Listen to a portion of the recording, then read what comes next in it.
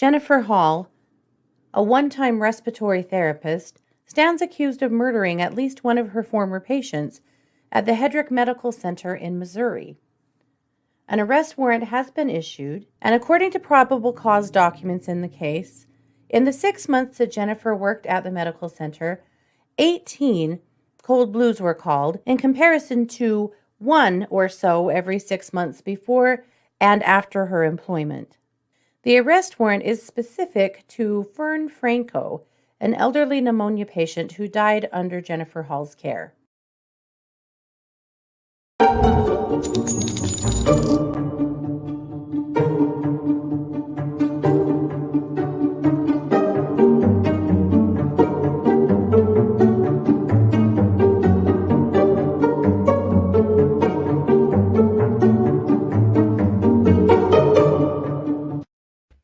Hey everybody, and welcome to True Crime Paranormal with the Psychic Sisters. This is Katie Weaver, and I'm here with my sister, co-host, and partner in crime, Kristi Brower. Hello. Hello. Hey, everybody. How's it going? Pretty good. Pretty darn good. You know, it's Tuesday. Good. It is Tuesday. This is our Tuesday episode, and then we'll be back tonight at 7 p.m. for the cold read party. Yes, we will. So that's 7 p.m. Mountain. So if you've subscribed to us on YouTube, or not subscribed, what is it? We have a membership. Join the membership. Join the membership.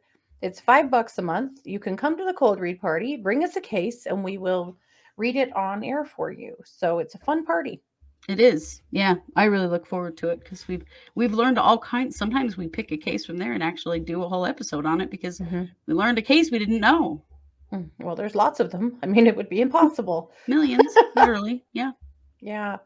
Pretty cool. So if you have not ever come to the cold read party, or if you are subscribed and keep forgetting to come. Yeah, it is tonight. Do not miss it. It's always the third Tuesday of the month at 7 p.m. Mountain. Gonna be great. All righty. Well, Kristi, I think that you are going to kick us off with some Idaho news.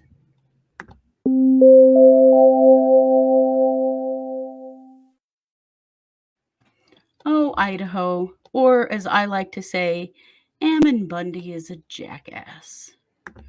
If you don't know who Ammon Bundy is, I'm about to tell you.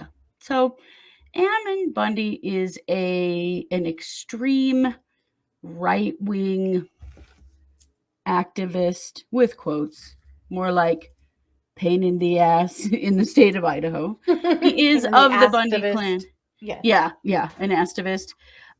He is part of the Bundy clan in Nevada that had that big standoff with the feds over their grazing. He is part of the family, the Ammon Bundy, or the Bundy family that took over that, I don't know, those like buildings, those government-owned buildings in Oregon a few years ago. So now he's settled in Idaho because, well, of course he has. Well, let me tell you, he's getting sued by an Idaho hospital, St. Luke's in Boise.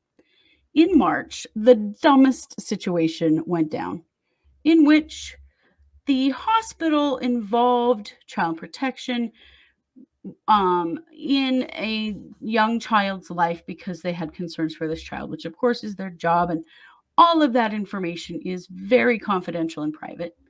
But what Ammon Bundy and his jackass friends did is they kept protesting in front of the hospital to the point that the hospital had to go on lockdown.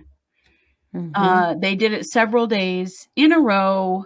He was calling people to action to come there and, whatever. Yeah. There's always some government overreach or some ridiculous thing. And you got all of this stuff, all of these people involved over something that was no one's business at all. And now St. Luke's is suing his ass, and I am grateful for it because he has already done a very small amount of jail time for trespassing at the Idaho Capitol twice. Yeah. He shut down a football game at an Idaho high school for refusing to wear a mask during the pandemic. And he and his cronies have protested in front of public officials' houses, threatened them, done all kinds of really scary, really stupid shit. And, he gets like 10 days in jail here or 10 days in jail there, which I think is a bunch of crap. And now St. Luke's is going to sue him for a whole lot of money because he put the patients of that hospital at risk and disturbed them and was blocking entrances and exits to the hospital and causing all kinds of trouble. So I mean, there was a period of time that they had to route ambulances to a different hospital. Yes, because they of couldn't this. get into their hospital bay. So screwed up. So I'm hoping at least the civil courts are going to give him his comeuppance because he sure hasn't had it in the criminal courts yet. But Idaho, Do I don't more. know. Do better. Do better, for sure. All right, Katie, I am going to kick the mic back to you for our main case.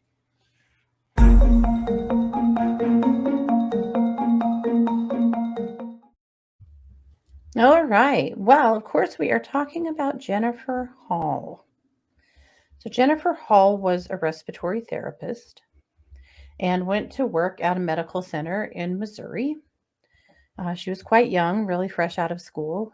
And during the 6 months that Jennifer worked at this facility, this has been 20 years ago, the number of code blues skyrocketed. This particular facility said that typically they had somewhere around 1 code blue every 6 months. In the time that Jennifer was there, they had 18 cold blues. Not good. And 9 of those patients died. Oh my God. Yeah. Oh.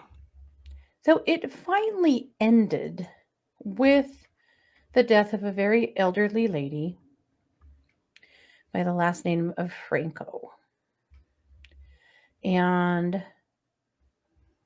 her family has pushed and pushed for answers. Her name was Fern Franco. She died in 2002. But her family has been really haunted by the lack of answers, accountability, what happened to her. And they have really, really pushed the hospital and the police department to do something. And in fact, some of the families actually tried to pull a civil suit against Jennifer, even though there hasn't been any criminal charges, because they feel like this was her fault. But it hasn't really worked out. So at any rate, they finally agreed earlier this year to go ahead and exhume Fern and do a new autopsy. And what they discovered in Fern's autopsy is that Fern died from 2 paralytics that she was not prescribed. Oh, man. So she was giving them paralytics? In the case of Fern's death, other staff that were interviewed said it was weird because respiratory therapists don't usually go on rounds with us to check on patients, but she happened to walk into the room with us with Fern to find her in full cardiac arrest, and they said at the time it was weird and her behavior was weird.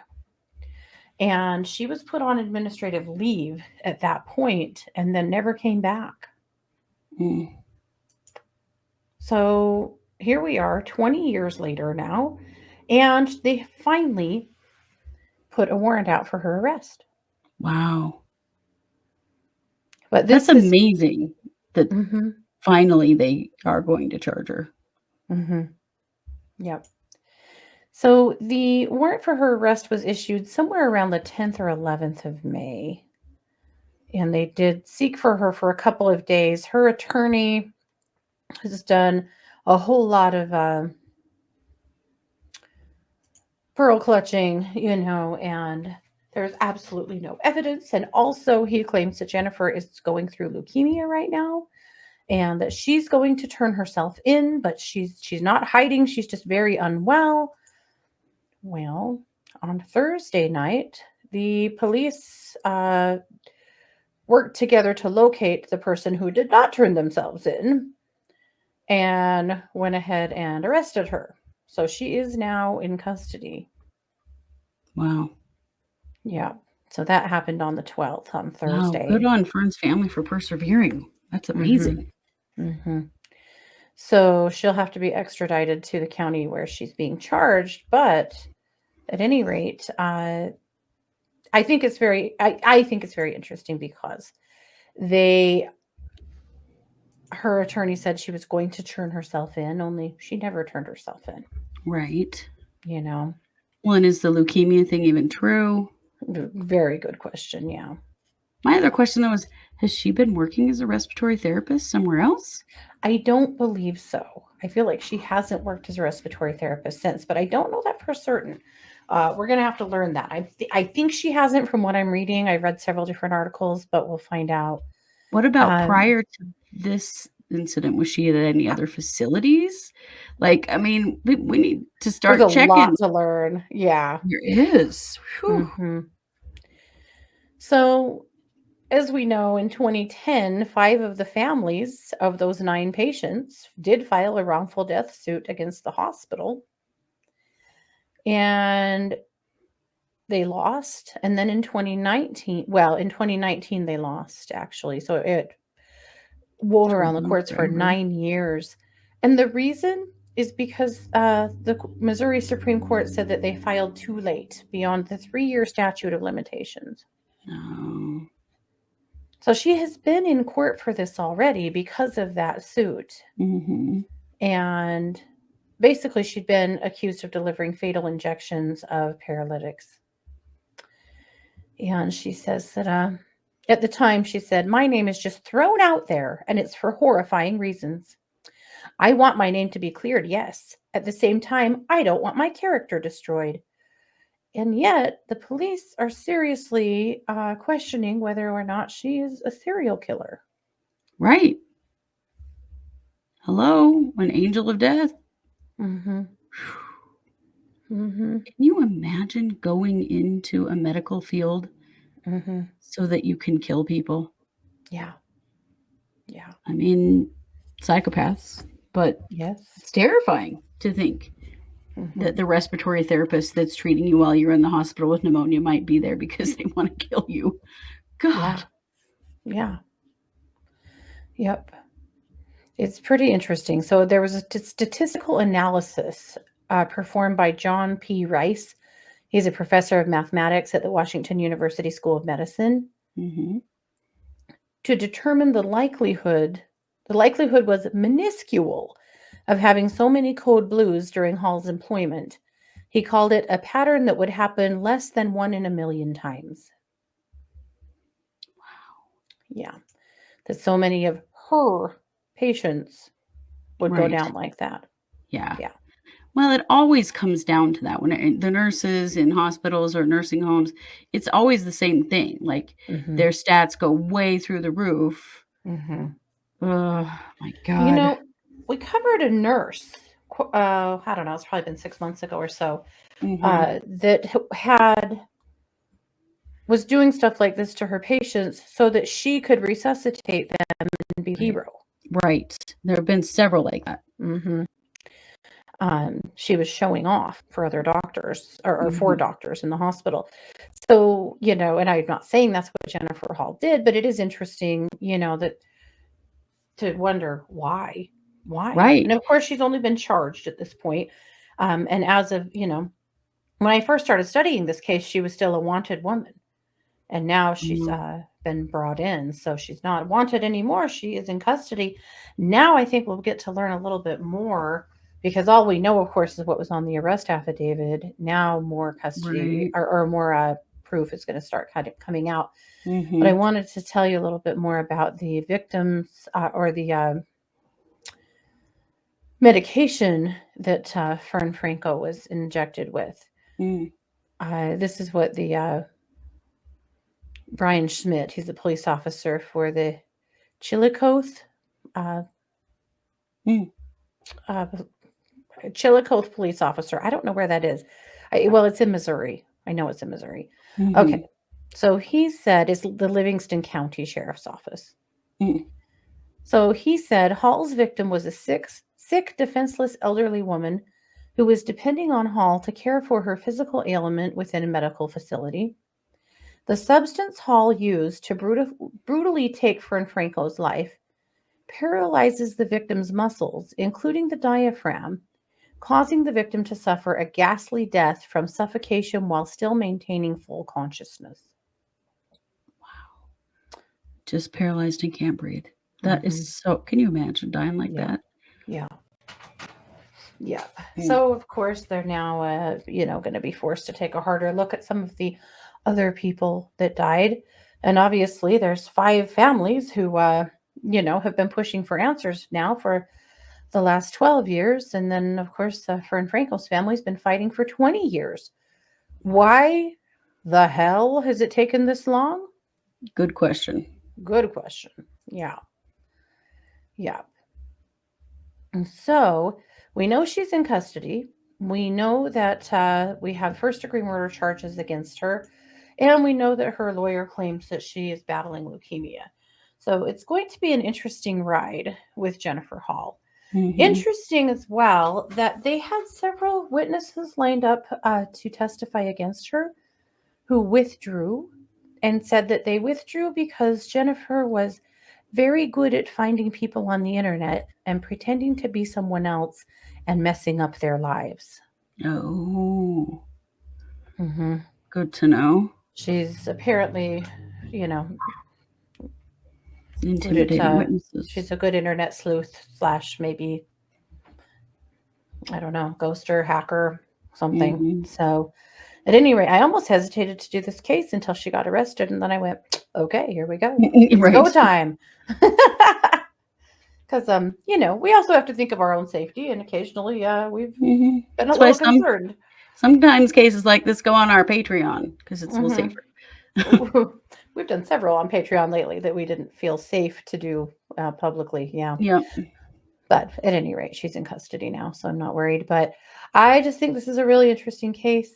That's all I have on it right now, but I feel like we're going to learn a lot more. So I really wanted to open an investigation because Kristi, excellent questions. Where did she work before this? Yeah. Did she work after this? Yeah. How many people could she actually be responsible for? Right. What is her actual body count? Because God, 9 died in that hospital during that time. Yeah. Of those and 18 that coded. 50%. Yeah. That is way scary. Yep, it is. It's also just so scary to think that somebody who, like in Fern's case, she had pneumonia. And the respiratory therapist that should have been giving her life-saving treatments and medication took hers. Yeah. That's so scary. Because you think about, you're just at the mercy of people like that in a hospital. That with the assumption that they are there to help you. Yeah. Yep.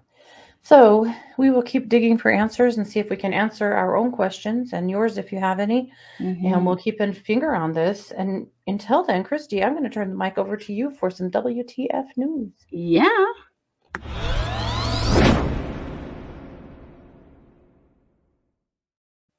Question. Do you think that serial killers should be allowed to marry while in prison? That is the question that is being dealt with in the UK right now about Levi Bellfield. Really? I'm going to say no, I don't. Yeah. I don't. I don't either. I think you forfeited that right when you decided to kill a lot of people. Yeah.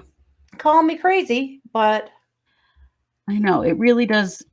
First of all, the first place I go with this is, come on, Donna or Janice or whatever the hell your name is. Why are you marrying Levi Bellfield, who killed 2 young women and a little girl, and tried to kill a 3rd young woman?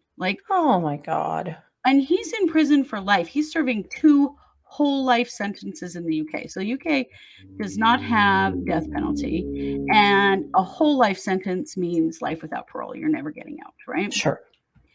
Apparently, Boris Johnson, who is the Prime Minister of the UK, is sickened and appalled by this request.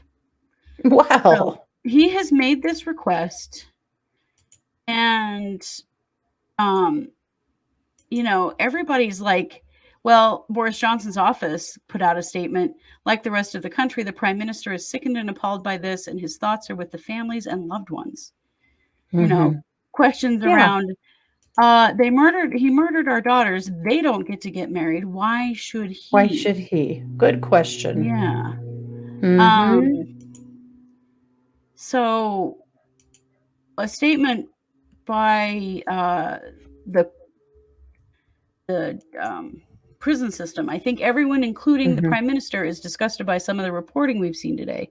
I can't, as it stands, be definitive on that particular position, but certainly the sorts of abuses that we have seen of the Human Rights Act are exactly what our Bill of Rights was designed to address. So, there are these questions around what are his legal rights versus what's a decent? Yeah.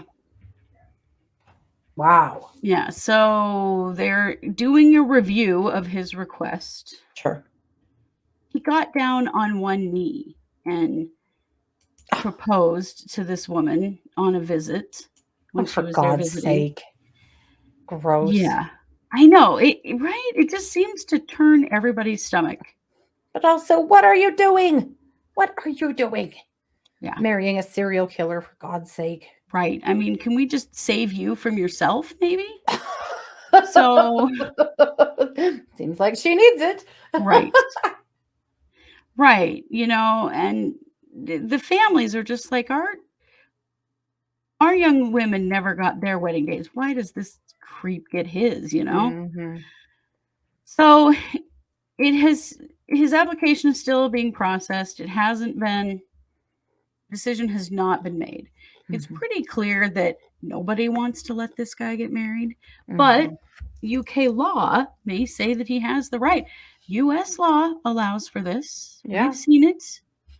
We've seen these dumb Donnas do it. No offense to Donnas. We've seen it, but it is a real, it is a really disturbing thought and question. Like, where do we draw the line with somebody who has killed multiple people and is in prison for life? Where do we draw the line? Interesting. So, I mean, on one hand, you go, well, I mean, he's in prison for life. She's an idiot, but there's really nothing, no harm, no foul. But when families step up and feel harmed, then yeah, there is a harm. There is a harm.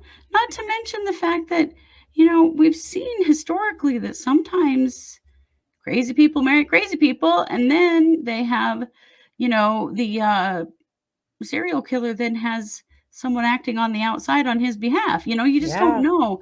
Like, what could possibly be the motivation of this woman to want to marry this fool? And are there nefarious purposes behind it? Because could happen. It has happened. So it's a question I wanted to pose to everybody. I think it's worth a comment on this video. Tell us what you think about this. You don't have to look any further than Casey and Casey and Vicky White, Right. Yeah. Same kind of thing. Like getting talked into tremendously bad decisions. Yeah. Yeah. Because if they've already, been talked into the tremendously bad decision of just being engaged to this idiot, and it's someone who's been visiting him while he's in prison. Also, why? What are you doing that for? Anyway. Oh, do you remember I can't remember which killer he was. He was in California. He's the one that, no, he was really bad. He operated in California for the Night Stalker. Was he the Night Stalker? Yeah. And he had women absolutely lining up for him. Oh, yeah. They all thought he was handsome as hell. Yeah. Creepy as hell. But the first wife, prison wife, divorced him when she learned that he really did rape and murder a little girl that he was charged with. Well, no shit, Sherlock. Why do you think he's in here? Yeah. Why do you think he's in here? I mean, and that's what you wonder about, like, this woman. But that was her limit. Levi Bellfield. Yeah, when she finds out, oh, he really is a murderer? Oh, you mean he's in prison for real? All the adults that he'd murdered, she was apparently chill with that. But when she found out that he'd raped and murdered a little girl, that turned the tides. That was the limit. Yeah. Like, I don't get these women. I do not get them. I don't either. Not at all. But it is a question we have to ask ourselves because, when you afford your citizens rights, do we really have the right to withhold that too? So the UK is grappling with it right now, and they are not happy about it. So I thought it was To see interesting. the outcome. Yeah. Yeah. We'll report back when they make their decision. For sure. Yeah. All right. Well, thank you very much. Well, again, it is Tuesday, so come back tonight for the cold read party at 7. If you have a membership here on YouTube, if you don't, come get one. It's $5 a month. Great way to come and get a little extra content with us and bring us a cold case, and we will read it. It's a lot of fun. It is. And we'll be back tomorrow on Wednesday with another whole episode. We'll be back Wednesday night for case updates and Thursday night for the psychic hour. So there's still lots of good programming to come. This has been yet another production of True Crime Paranormal with the Psychic Sisters. Take care. Bye, everybody.